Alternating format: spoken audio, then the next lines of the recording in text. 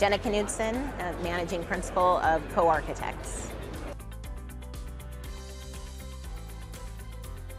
The qualities that I think make a good architect, first is curiosity.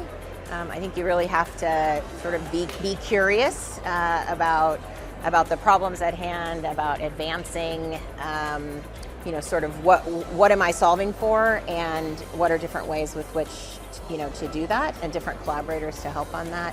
I think communication, listening, those are super important for architects.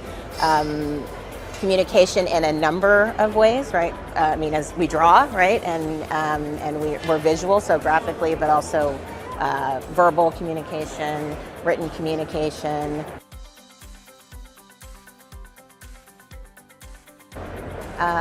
Well, our name, Co, means together, with, or jointly, and so that's sort of embedded in what we believe in terms of collaboration, sort of being interdisciplinary, really working fairly flat organization. Our work tends to be in complex kind of institutional projects, so healthcare, higher ed work on college campuses. So there's serious buildings where serious, work and problem solving is occurring. But at the same time, we see those as really great opportunities to have fun, to work as teams. We're team-based. We're not studio-based. So everybody works across all of our project types, and we sort of feel we can take that learning from one project type and apply it to another project type.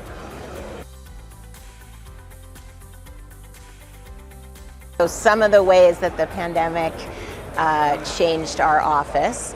Well, we were completely out of the office for 2 years. That was partly related to, obviously, the conditions of the pandemic, and then we moved offices, and so we were without an office space while the new office was in construction. So for 2 years, everybody was virtual, and we grew. We grew from about 120 people to 160 people. And so it did allow us to think differently about hiring. We still felt like our kind of nexus in Southern California was important, but we hired people, sort of from different parts of the country, sort of thought about remote work a little bit differently. Certainly tried all the things that I think a lot of other firms did, kind of town halls and, various ways to stay connected. And then when we came back together physically in our office in Los Angeles last March, we were really focused on connection. So we had a lot of people who had joined us during that pandemic that had created really good synergies and relationships with their project teams, but didn't know each other, kind of as an overall office. And so over the last year, we've really focused on what were some of the programs that we had prior to the pandemic that would help to knowledge share, to, get people together. So, from Bagel Tuesdays to a balcony hour on Thursdays, to to various presentations where people are talking about their projects. We still do the town halls. Those are virtual, so in person and hybrid, and then some kind of new programs that felt necessary. We had a new employee who actually had a great idea. That's where a lot of our initiatives come from, is somebody seeing a gap and suggesting something to fill it. And so she suggested a program called Co-Fundamentals that was really aimed at an emerging practitioner, new to the profession, and maybe some of the things they hadn't learned, through the pandemic. So it's 30 minutes every Tuesday, classes that are taught by other individuals within Co-Architects. So we're sort of teaching, people how to teach, and it's everything from dimensioning to laying out furniture to, sort of the real basics, to writing an email. I think that with a lot of new people, they're going to have sort of different ideas about, what they're interested in. I think you come to Co-Architects if you're interested in, sort of collaboration and the types of work we do, and so I don't think that has changed in any way, but we're certainly sort of more diverse, and as we grow, I think just really doubling down on encouraging people to come up with ideas that they feel are going to improve our culture. If it's a volleyball club or or a kind of program like I talked about, the co-fundamentals.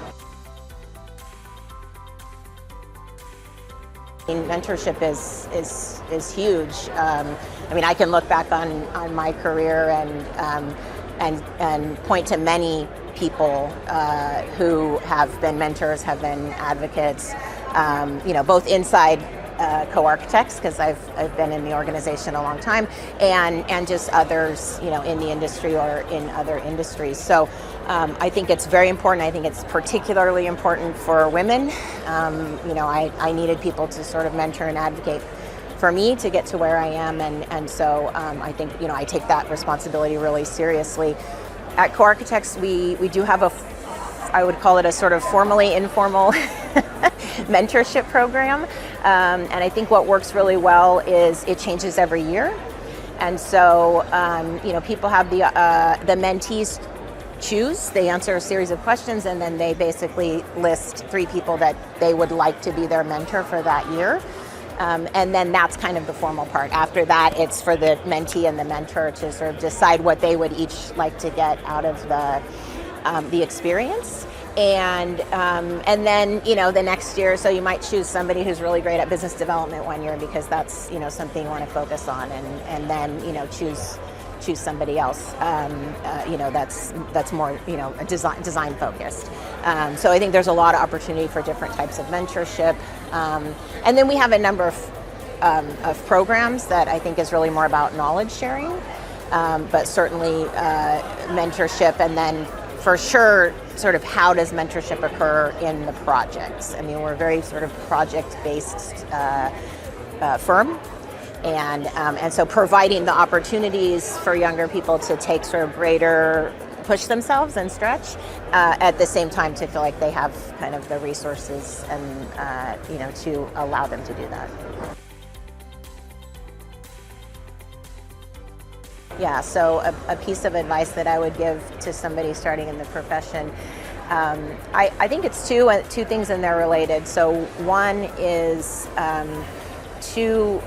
to ask for opportunities, and by opportunities I don't mean promotion or title, but what do you want to learn? What are you interested in? When you sort of look around in a firm, who do you see doing something that you want to do, and how do you sort of get there? What are the opportunities?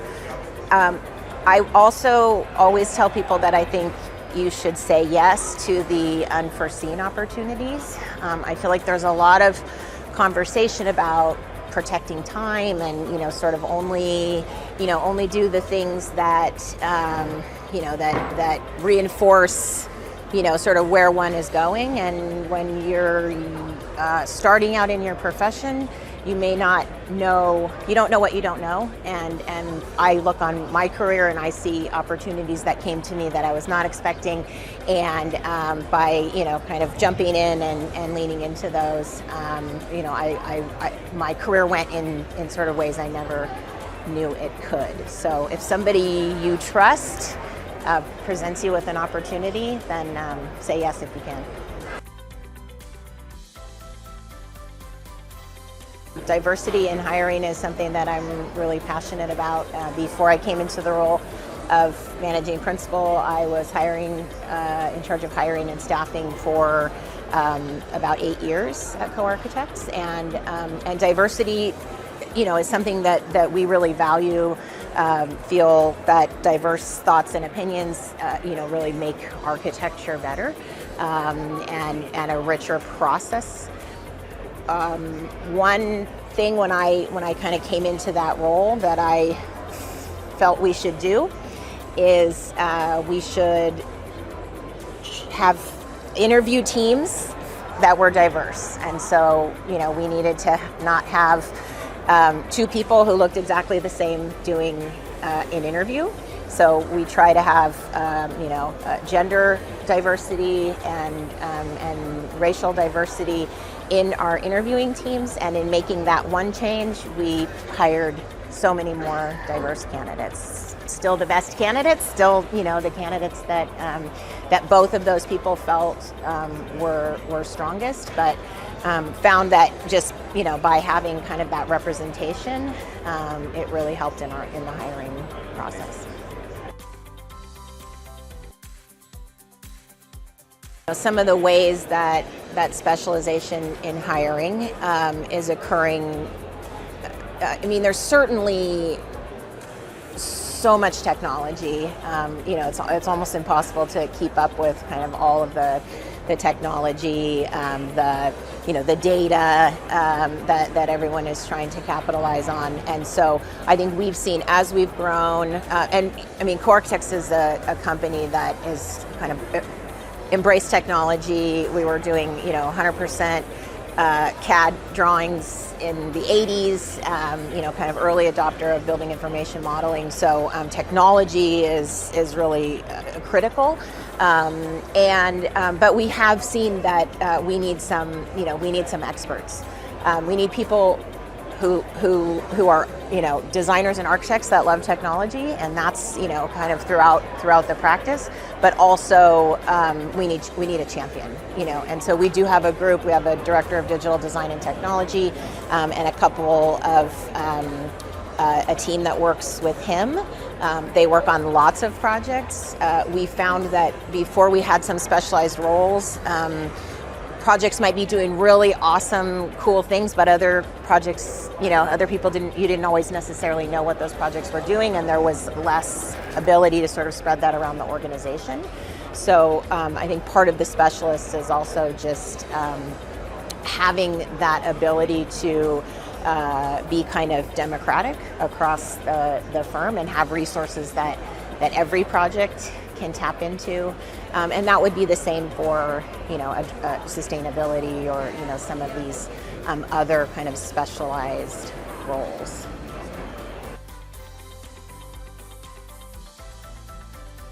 Do I think that AI will have an impact? That is the million-dollar question. Yes, I do. I've been speaking to the director of digital technology about AI and what are the potential impacts. People are already asking ChatGPT to write things, and I think that we should all be talking about AI. I'm not exactly sure where it's going to take us, but I believe that the kind of evolution of technology has been such that there's some real potential in AI to continue to automate some of the processes that are less interesting and require less thinking, to give architects and designers more time to focus. But we have to be really thoughtful about how we do that and understand the catastrophic potential scenarios so they don't occur.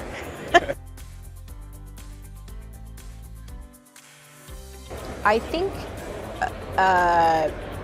one is, somebody who knows the kind of work we do, who, is passionate about, sort of technically complex projects, on campuses. Most of our work is with some kind of contractor involvement, and so wanting to partner with the builder, wanting to partner with consultants. So somebody who is interested in the team environment, in the collaboration. At the same time, we don't feel that people have to come to Co with the experience of our project types. We can teach that. Buildings are at the end of the day buildings, but with the kind of the curiosity and interest in teamwork. We look for good communicators, whether that be how one communicates, sort of in graphic or architectural form, that they can talk about projects that they are passionate about, design and technical execution. And I would say that people do, we have a little bit of an informality, and that's not for everybody. And so I think people who do well at co-architects are those individuals who are kind of comfortable with taking initiative, with sort of seeing gaps and filling them, and at the same time, being very collaborative in a team.